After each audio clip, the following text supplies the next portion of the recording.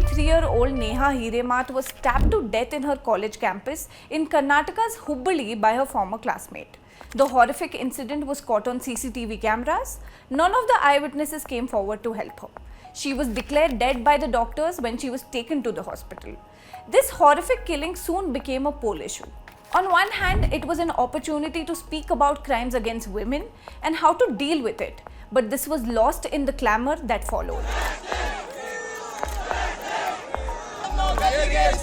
After the stabbing, there was a demand for instant justice, with many calling for an encounter killing to deal with the alleged love jihad.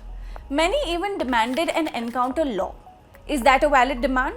How does the law view extrajudicial killings? And can the law respond to crime differently when the crime is viewed through the lens of gender? In this video, we speak to experts to answer some of these questions, but first, a quick recap of the case. In the Neha Hiremath case, according to police officials, the accused Fayaz stabbed the victim as she began to maintain a distance, with their friendship being opposed by the college management and parents. Neha's father is a Congress corporator and slammed his own party for calling it a personal affair. The BJP accused the Congress government for going soft on the accused, despite the arrest of the accused within hours of the crime. The case has now been transferred to the CID and the Chief Minister has announced that the case will be tried by a special court.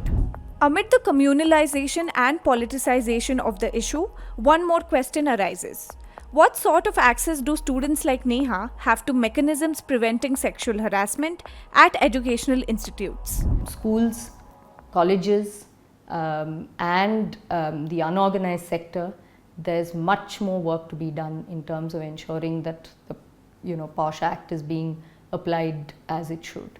And so again, that was one of the things that occurred to me first, when I read that this happened in college, and she was perhaps, from what I understand of the facts, effectively being stalked. Shruti Vidyasagar has spent much of her career working on cases dealing with sexual harassment at the workplace. She, ought to have been able to go to someone and say, please make him understand that this has got to stop. And I have as much a right to be here. I should not be sitting at home feeling scared to come out, right? So, for me, even that system seems to have failed her. Karnataka recorded a sharp increase in cases of crimes against women according to the latest National Crime Records Bureau data. In 2022, data showed over 17,000 FIRs were registered in the state, all dealing with crimes against women. In the previous year, over 14,000 FIRs were registered. Circling back to the horrific incident, a lot of protests have been taking place in the state demanding speedy justice to the victim. People were seen demanding an encounter killing for the accused in the case.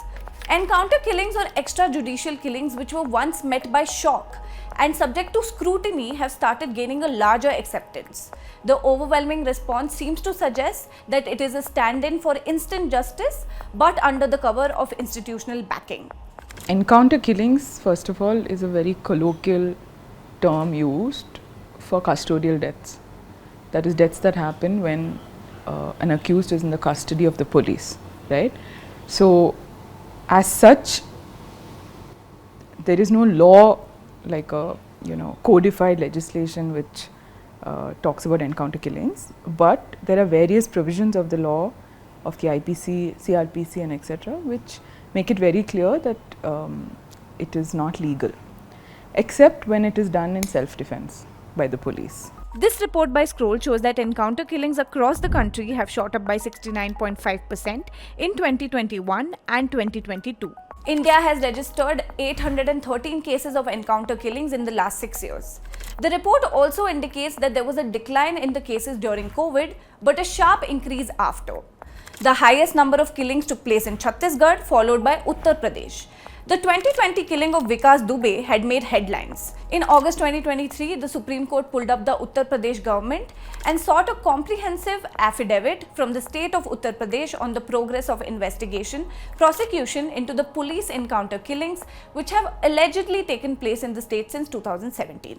Om Prakash judgment of 2012, it clearly says it's not the duty of police officers to kill the accused merely because he's a dreaded criminal.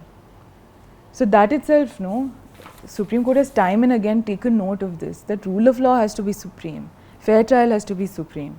the police can't take law into their own hands, or even society. There are mob lynchings as well, right? If you see the data, has it ever been a deterrent? Can you find the data which says that after this encounter, crimes against women have come down? You won't. In fact, crimes against women have been steadily increasing. So, is it a solution? That is the question. It is illegal, definitely, but is it a solution?